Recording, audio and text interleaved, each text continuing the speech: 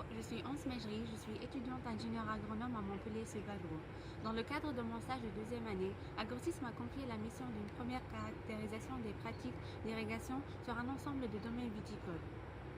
Ce stage s'inscrit dans l'un des axes thématiques traités par Agrosys, celui qui vise à améliorer les systèmes agricoles tout en menant une bonne gestion qualitative et quantitative des ressources en eau. Pour la mise en contexte, on revient sur la sécheresse de cette année. Voici deux images issues du satellite Sentinelle prises à une année d'intervalle.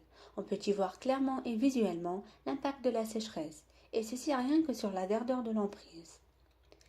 Cette année, bien qu'exceptionnelle, on assiste déjà depuis des années à des augmentations des températures moyennes couplées à une altération du cycle pluviométrique.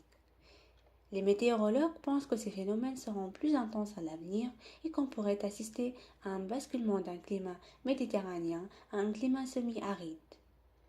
Face à cela, dans le monde agricole et en particulier viticole, c'est bien évidemment l'inquiétude. Notre zone d'étude coïncide avec ces zones fortement impactées par la sécheresse. Elles correspondent au bassin de l'Hérault, qui est un territoire fortement viticole. Face à cet enjeu, les viticulteurs aujourd'hui, plus que jamais, sont confrontés à des défis majeurs.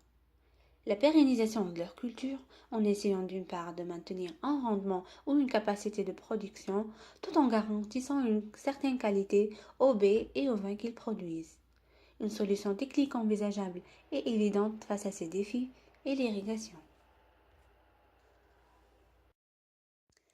En viticulture, trois stratégies d'irrigation peuvent être identifiées. Une irrigation qualitative, une irrigation quantitative ou une irrigation remédiatrice visant à corriger un problème, notamment la forte salinité des sols dans les domaines côtiers. Quel que soit l'objectif de l'irrigation, il faudra disposer d'une bonne connaissance du milieu et du statut hydrique, ce qui nécessite un bon nombre de données de terrain. Notre étude bibliographique sur l'irrigation nous a permis de lister les principaux facteurs à prendre en compte dans un apport d'eau. Nous avons focalisé le reste de l'étude sur le dernier point, les caractéristiques du milieu. Pour cela, on a construit ce schéma systémique qui repositionne l'irrigation dans un contexte viticole. Un premier volet d'entrée bioclimatique traduisant la relation climat et besoins physiologiques de la vigne qui permet une première évaluation de l'état hydrique. Un second volet vise à caractériser la réserve utile via des données pédologiques, géologiques et topographiques, en priorité la profondeur et la texture du sol. Le regroupement de ces informations nous permettra de quantifier un apport d'eau optimal tenant compte des attentes des viticulteurs et des contraintes techniques liées à la disponibilité physique des ressources en eau ainsi que leur état pour ne pas les mettre davantage en péril. Une fois les besoins de ce diagnostic identifiés, on a entamé une enquête par mail auprès des viticulteurs pour établir un inventaire des données disponibles sur chaque domaine. Cet inventaire a fait ressortir que même les domaines les plus avancés manquent de données.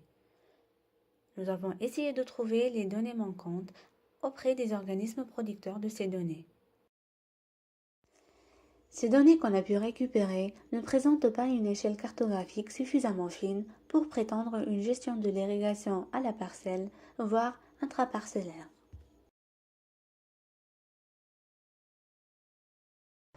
Face à ce manque de données pertinentes, il y a nécessité d'une étude plus longue et plus spécifique, en passant par des prospections pédologiques à des échelles plus fines, effectuées par des bureaux d'études ou d'autres structures.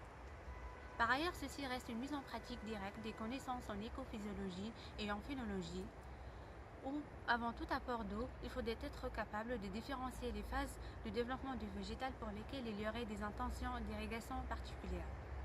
À l'issue de ce travail supplémentaire, il serait enfin possible d'émettre des conseils de pilotage qui sera le plus adéquat possible.